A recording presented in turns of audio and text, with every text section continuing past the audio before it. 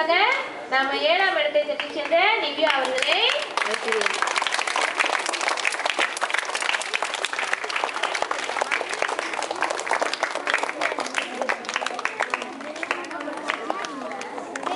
சரி.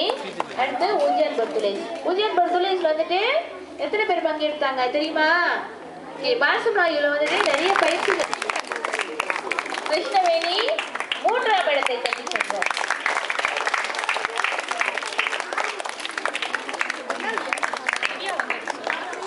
அடுத்தது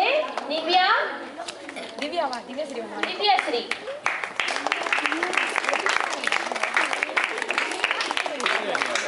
வரல. திவ்யாஸ்ரீ எதிராளியா வராங்க.